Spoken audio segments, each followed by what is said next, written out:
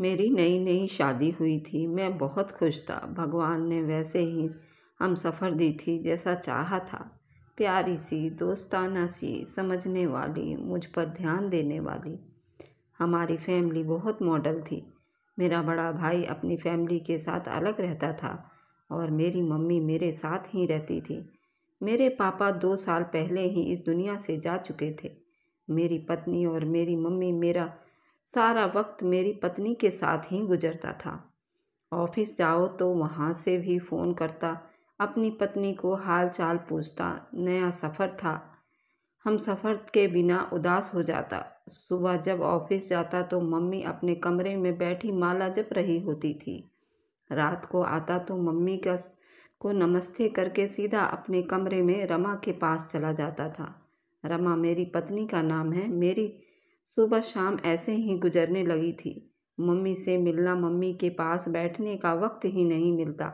मैं खाना भी अपने कमरे में खाया करता था। एक दिन मम्मी मुझसे कहने लगी, मेरे बच्चों का भी माँ का हाल चाल भी पूछ लिया करो। हफ्ता बीत जाता है, मैं मम्मी से बात नहीं करता था। मैं हल्का सा मुस्कुराया। मम्मी, आपको पता ही है ऑफिस में बहुत काम होता है, कैसे आता हूँ, थक जाता हूँ बहुत। मम्मी ने सर पर हाथ फेर दिया और मेरे लिए प्रार्थना ही कर डाली। मुझे कहा, जाओ बेटे, सर को हवा मत लगने दो और जाकर सो जाओ, आराम करो। वहाँ मेरी पत्नी रमा मेरा इंतज़ार कर रही थी। मैं कमरे में चला गया। मम्मी के घुटनों में बहुत दर्द हो रहा था। शायद वह मुझसे कहना चाहती थी कि मुझे डॉक्टर के पास ले जाओ, लेकिन जब मैंने कहा मैं थक गया हूँ तो मम्मी ने मुझसे आराम करने को कहा। रमा कहने लगी, यार दिल कर रहा है बर्गर खाने को, जाओ बर्गर लेकर आओ बाहर से। मैंने उसी वक्त घड़ी के तरफ नहीं देखा। यार जाओ, टाइम 10 बज रहे हैं। रमा मुस्कुराकर बोली, तो क्या हुआ, जाओ बाहर से मेरे लिए बर्गर लेकर आओ। जब मैं कमरे से बाहर आया तो देखा मम्मी खुद ही अपना घुटना दबा रही थी।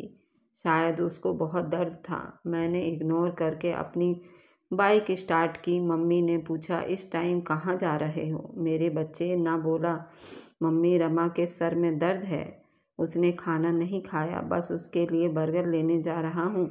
मम्मी ने ठंडी आह भरी, तो उसको डॉक्टर के पास ले जाना था ना।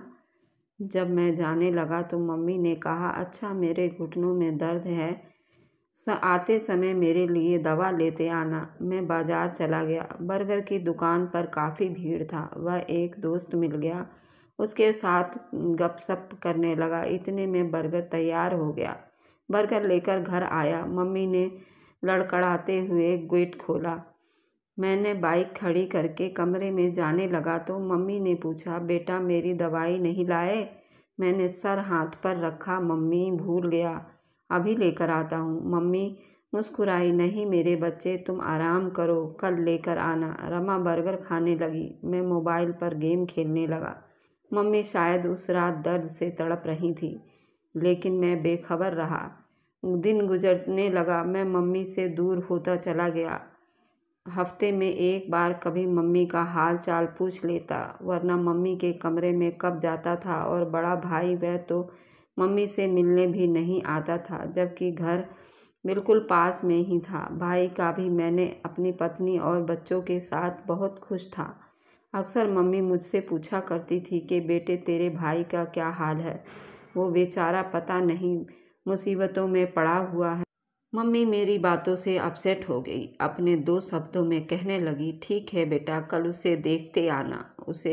उसकी दाढ़ी बढ़ गई है, बाल बिखरे हुए हैं। मेरे बेटे, तुम अपने भाई से पूछना, उसका हाल चाल सब ठीक है। मम्मी तड़पने लगी, हे भगवान, मेरे बच्चों की मुश्किलें आसान कर दे। मम्मी, आपकी उसको कोई परवाह नहीं है, आप बस उसके गीत गाती रहती हो। माँ थोड़ा सा मुस्कुराई, हाय मेरे बच्चे बहुत सीधे साधे हैं, मैं बस थोड़ा सा फिक्र करती हूँ उसकी। वह खुद परेशान होने लगा, इसलिए नहीं आता होगा। मैं पास में गुस्से से बोला, परेशान नहीं है, अपने साले को नई बाइक लेकर दी है उसने, 1.5 लाख की। परेशानी कहाँ से? माँ बिल्कुल चुप हो गई। मैं महसूस तो नहीं कर पाया, पर मम्मी दिन ब दिन गुजरते टाइम के साथ कमज़ोर होती जा रही थी। खैर, दिन गुजरते गए। जिस कंपनी में मेरी जॉब थी उन्होंने मुझे दूसरे शहर भेज दिया था। वहाँ मुझे घर भी मिल गया था। उस दिन मैं बहुत खुश था। रमा को बुलाया। रमा खुशी से झूमने लगी। मम्मी धीरे धीरे चलते हुए हमारे पास आ गई। मुझसे पूछने लगी, क्या हुआ बेटे, शोर किस बात का है? मैं मुस्कुराकर बोला, मम्मी कंपनी के तरफ से मुझे घर मिल रहा है, गाड़ी मिल रही है और मैं और दोनों मियाँ बीबी वहाँ रहने के लिए जा रहे हैं। मम्मी मुस्कुराकर कहने लगी, अच्छा भगवान सबको तरक्की दे। मम्मी ने धीरे से बोली, रमा मेरी बच्ची, मेरे भी कपड़े पैक कर देना। मैं मम्मी के तरफ देखकर बोला, मम्मी आप नहीं जा रही हमारे साथ, अभी मैं और सिर्फ रमा ही जा रहे हैं, बाद में आपको बुलवा लेंगे। मम्मी अब आप बड़े भाई के साथ ही रहोगी। मम्मी के चेहरे पर एक उदासी छा गई। अच्छा बेटा कोई बात नहीं, मुझे फिर अपने भाई के घर छोड़ आओ। मैं कब महसूस कर पाया था मम्मी का कांपता हुआ जिस्म, तड़पता हुआ दिल और बेबसी शब्द। मैं मम्मी को बोला, अच्छा शाम को छोड़ आऊँगा। मम्मी ने उस दिन खाना नहीं खाया था। मम्मी शायद रो रही थी। शाम हुई तो भाई के घर गया। मम्मी को भी साथ ले गया। भाई को नमस्ते किया। भाई खाना खा रहा था। भाई हमको देखकर थोड़ा मुस्कुराया, कहने लगा, खाना खा लो। मैंने बोला, भगवान तुम्हें ज़्यादा दे। फिर भाई की तरफ देखकर बताया, भाई मम्मी आज से आपके साथ रहेंगी। भाई चुप रहा, फिर बोला, क्यों भाई, तुम थक गए हो क्या? मैं प्यार से बोला, नहीं भाई, असल में मुझे जॉब के काम के चक्कर में दूसरे शहर जाना पड़ रहा है। कुछ महीने बाद मैं माँ को आकर ले जाऊँगा। भाई मम्मी की तरफ देखकर परेशान होने लगा। हाँ हाँ, अब तुम मुझ पर बोझ डाल जा, मैं तो खुद बहुत तंग हूँ। भाई तू साथ ही लेकर जा। भाभी भी गुस्से से बोली, क्यों तेरी बीबी नहीं संभाल सकती? हम तो खुद 2 वक्त की रोटी से तंग हैं। मैं भाई की से कहने लगा, भाई मैं मम्मी के लिए खर्चा भेजता रहूँगा। भाई गुस्से से बोला, हाँ मुझे तो निकाल दिया था ना, घर तो तूने अपने नाम करवा लिया था, अब भाग रहा है, मतलब निकल गया तो? मम्मी कुर्सी पर बैठ गई, मुस्कुराने लगी, मेरे बच्चों क्यों लड़ते हो मेरी वजह से? ऐसा करो मुझे विधवा आश्रम छोड़ाओ, मेरी अब कितनी उम्र ही रह गई है, थोड़ा सा सफ़र रह गया है मेरा। मम्मी उठकर जाने लगी। अचानक मम्मी ज़मीन पर गिरकर बेहोश हो गई। हम दोनों भाई जल्दी से मम्मी को अस्पताल ले गए। डॉक्टर ने मना किया, उनको दूसरा अटैक आया है। क्या कोई परेशानी है घर में? कुछ टेंशन ले रही हैं? उन्होंने मेरी नज़र चुरा कर बोला, डॉक्टर साहब बस घर में छोटी मोटी बातें तो होती रहती हैं। मम्मी बेहोश पड़ी थी, मैं भी पास खड़ा था। अब मम्मी को होश आया तो मम्मी से कुछ बोला नहीं जा रहा था, शायद शब्द अटक भी रहे थे। शायद अटैक की वजह से उनके जुबान पे भी पैरालाइज की शिकार हो गया था। मम्मी ने खाना पीना सब कुछ छोड़ दिया। एक अस्पताल से वापस भेज दिया, वहाँ पर उनके लिए इलाज नहीं था, लेकिन दूसरा डॉक्टर जवाब देते हैं मम्मी को कोई दवाई असर नहीं कर रही थी। मैं बहुत परेशान हो गया। भाई भी पास खड़ा था, मम्मी की हालत देखकर तड़पने लगा था। डॉक्टर ने कहा उनको घर ले जाएं और उनकी सेवा करो। मम्मी को घर ले गए। मम्मी बिल्कुल चुप हो गई थी, जैसे बिस्तर पर कोई मुर्दा लाश हो। ना कुछ खाती और ना किसी से कोई बात करती थी। एक दिन मुझे एक दोस्त ने बताया, एक पीर बाबा हैं, उनको बता दे अपनी मम्मी की परेशानी, शायद तुम्हारी माँ वहाँ से ठीक हो जाएंगी। पीर बाबा के पास पहुँचा। एक पीर बाबा ने मेरे तरफ देख कर बोला, बेटा इधर मेरे पास बैठ जाओ।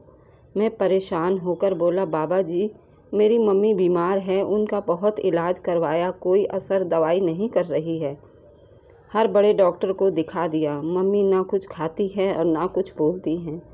पीर बाबा मुस्कुराए, बेटा ये तो बहुत छोटा सा मसला है, पत्नी ही दवा वगैरह देती है। वह अपने शागिर्द से बोले, जाओ जाकर घर से खीर का डब्बा लेकर आओ। मैं हैरान हुआ। मैं खीर का डब्बा लेने घर गया और वहाँ से दवा ले आया।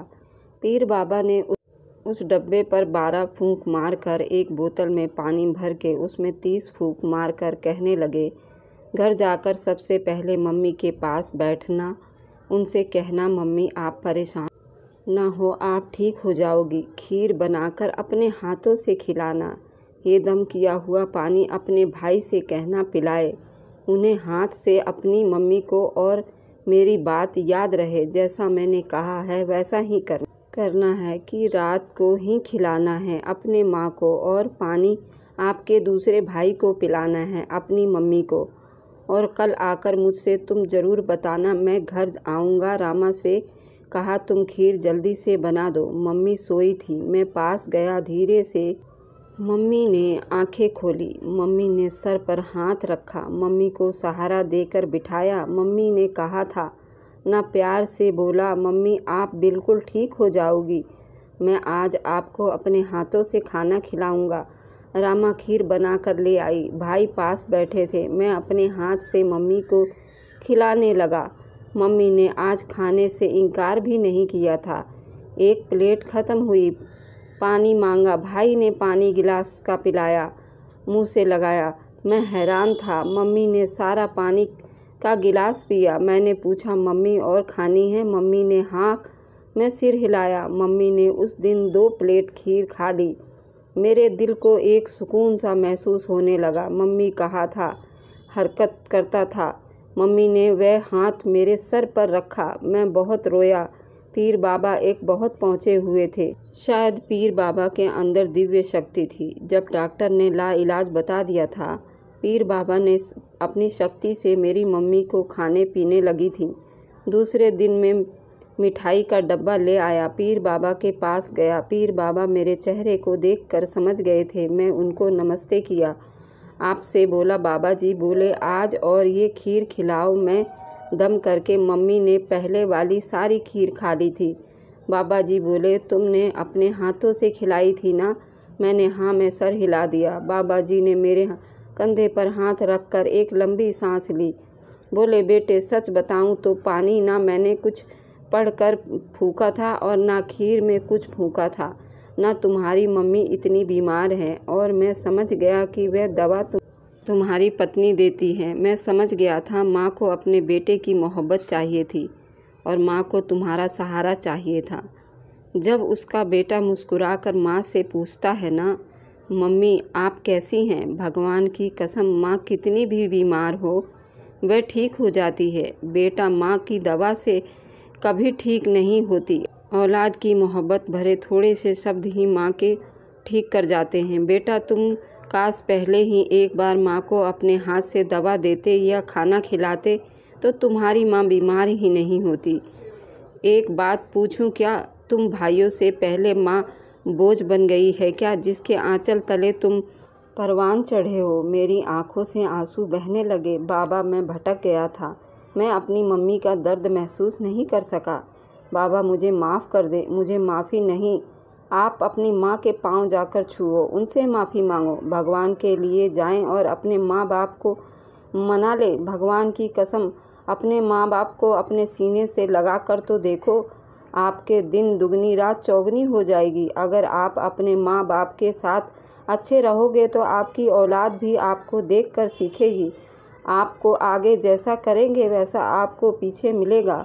अगर आप अपनी माँ बाप की सेवा करेंगे और उनके ऊपर अपनी जान निछावर करेंगे तो आपकी औलाद भी यही देखेगी और यही सीखेगी। आप अपने माँ बाप को दुखी रखेंगे तो आपकी औलाद भी यही सीख लेगी और आपको यही दोहरा सकती है। तो अभी टाइम है और संभल जाए, अपने घर को स्वर्ग से सुंदर बनाएं, अपने माँ बाप की इज्जत करें और अपने बच्चों को सही तरीका सिखाएं। पीर बाबा मुस्कुराए, बेटा माएँ औलाद से नाराज़ कभी नहीं होती, बस वो जीना छोड़ देती हैं। जा तू अपने स्वर्ग को जन्नत से लगा ले। उसने पूछना, मकाम क्या होता है जिसकी माएँ कब्रों में सो गई हैं? माँ के बिना ये दुनिया कब्रिस्तान बन जाता है। बेटा माँ को दवाई की नहीं तुम्हारी ज़रूरत है।